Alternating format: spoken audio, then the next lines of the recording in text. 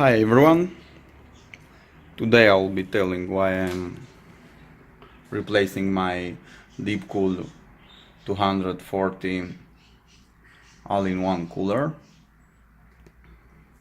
I've had it for around 3 years. What seemed pretty unusual is that the DeepCool are giving you 1 year of warranty. I've just powered up my computer. Here is the breathing light of the pump. I have mounted it in push configuration on my top of the case. I have a NZXT H400, which in my opinion is a pretty crappy case because I must remove the front cover and the upper cover so my hardware doesn't suffocate inside it. Using all the covers, this case reaches about 10 to 13 degrees over the ambient of the compared to the standby when it's idling. So pretty much I had to remove the front and up cover. Also my CPU was suffocating. This is a pretty common for this case. I had mounted the front R3 intakes to 120 millimeters. The back is a 140 millimeters fan and two 120 millimeters on top from the red. And it was still suffocating, especially when gaming and the GPU is outputting a very large amount of heat inside. I don't know in SLI, but in this configuration, when it outputs inside, it's very toasty inside. I don't know if you hear, but from time to time this pump is making a strange noise, like it's pushing air. But the pump is not adjustable with speed like other AIOs are from Corsair. It's like it's pushing some air inside. It runs at full speed, which is pretty annoying and noisy. Of course it's really noisy because I had to remove all the covers. And I will be replacing my case with a Thermaltake V71. The 200 millimeters fans edition. It has two in front and one up. I will be moving all my system in that case when it arrives. And I also will be switching this all-in-one with my Noctua. This is my desktop. I have Logitech peripherals, an LG monitor, and my brand new Noctua, which I am reviewing and unboxing on my channel. So pretty much, yeah, I am replacing this cooler because there are many pump failures, many leakage failures. The fans are actually pretty cool. They are really cool, so I like those fans. It's really easy to clean up. I will show it in my Noctua mounting review. So yeah, that's pretty much why I'm getting out this cooler, because of its performance near to Noctua, from which I see on the internet, and a really poor airflow in this case. Thank you for watching. Have a nice day. So next, I have dusted the PC and switch it to the side, on the side. Next I will be starting removing the heatsink. It's actually a toolless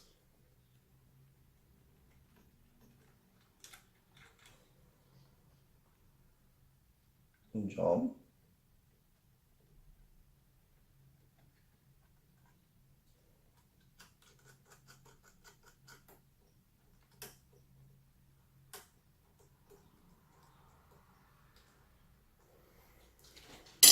I prefer using a plate for the screws, no small bolts and pieces.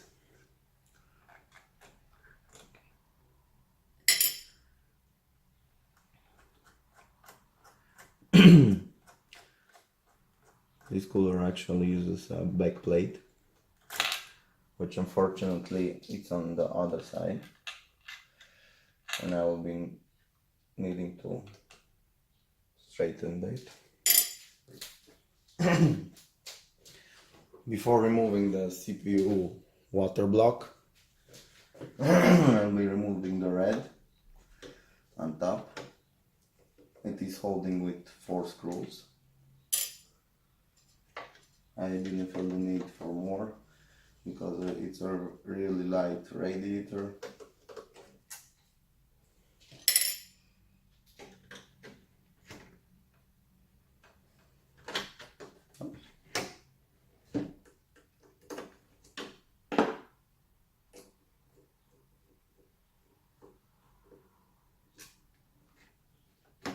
Okay.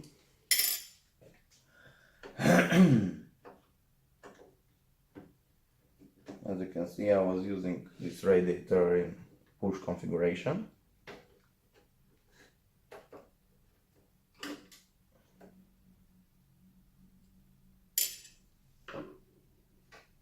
Now I'll be taking slowly the radiator. Okay. Unfortunately, I miscalculated a thing or two.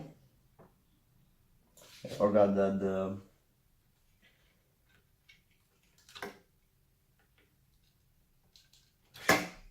the fans are connected in the back.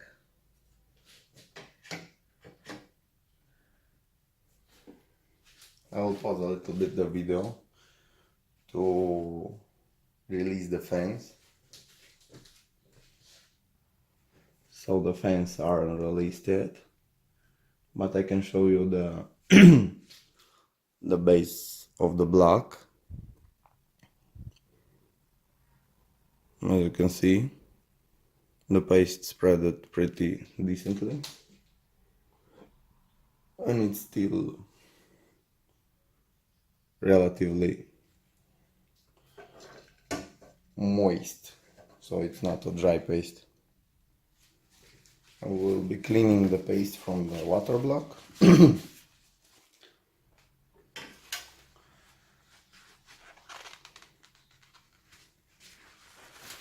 So it doesn't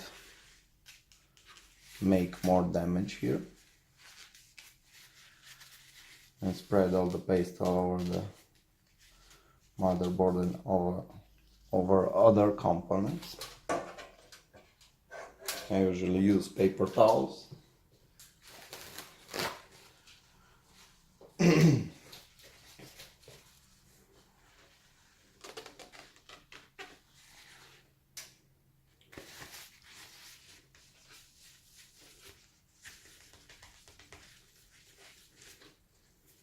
As you can see,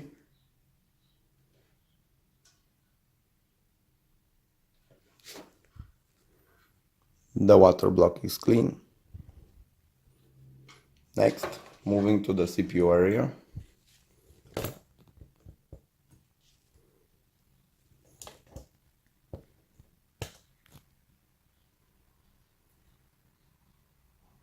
I'm using the same tactic.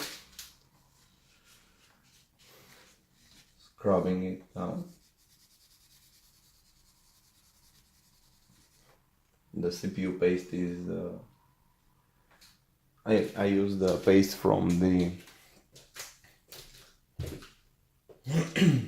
DeepCool provided. I didn't buy anything special.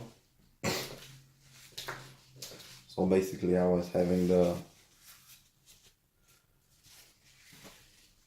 the stock experience with the cooler. My temps in games and other processes didn't reach over 74. When I was using Prime, it was rising way above the 80 degrees. So it was really hot. But in games and common day use, it wasn't a problem. As you can see, the CPU is clean. Next I'll be removing the fans, because I made the mistake and route the fans behind the red. I will be disassembling them separately and remove the water block with the radiator now and the fans over after I disconnect them. The fan, that's not a good fall.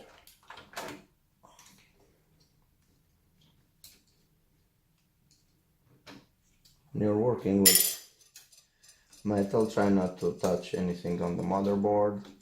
Try not to touch the motherboard when the power supply is connected to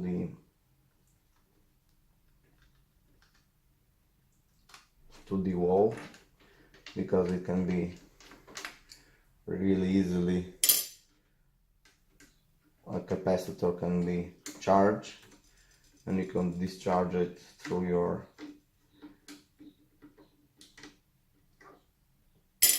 metal part that is touching the motherboard, and you can short circuit your piece of hardware. Okay.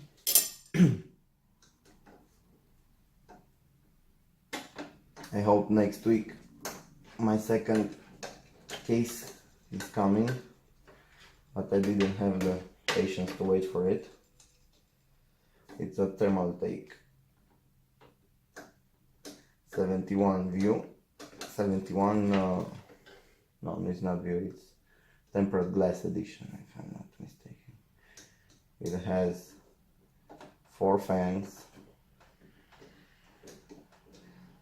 One is 1400 millimeters and the other one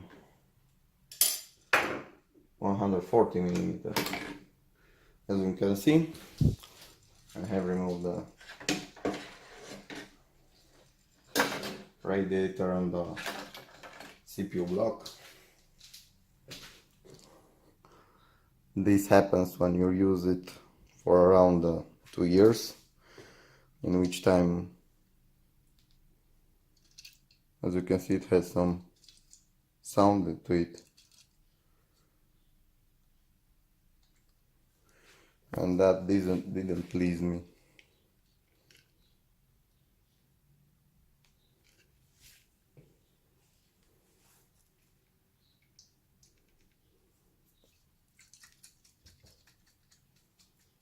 I don't think it's something okay to hear the water bubbles. I think this is because it either was a leak somewhere in the loop, but I don't know where, because I don't see any signs of corrosion. As you can see, the water block is normal. My all internal components are working fine. Here are the insertions.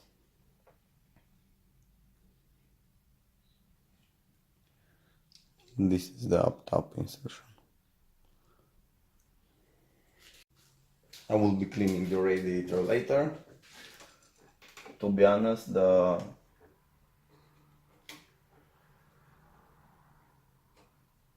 feel of the radiator is pretty cheap.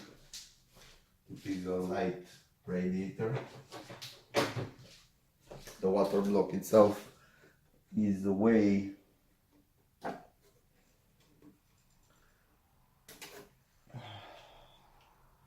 heavier than the radiator itself. I will need something to cut. So I have up top a zip tie.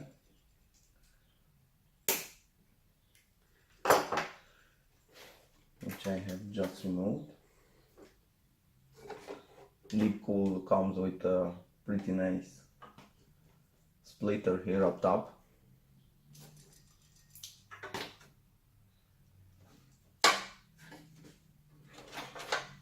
My cables are routed behind the... Okay, these are the fans. These are actually really great fans because they have removable fan blades. You just push it from this side and voila, you can clean on the fan blades. And this is the have the pin and you just pop it up back.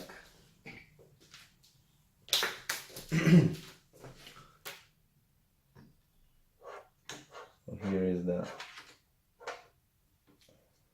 fan hub.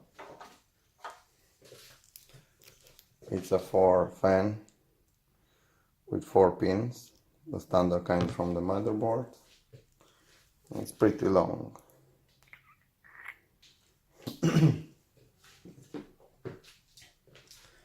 You don't see, but the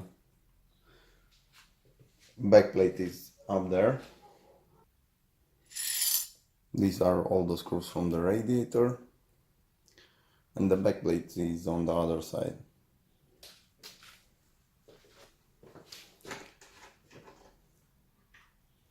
Here is the side of panel of back of the motherboard. I see it's pretty tight inside. Okay. As you can see, I think I have a pretty decent cable management behind the motherboard. Now I'm just laughing. I'm kidding, I wouldn't put a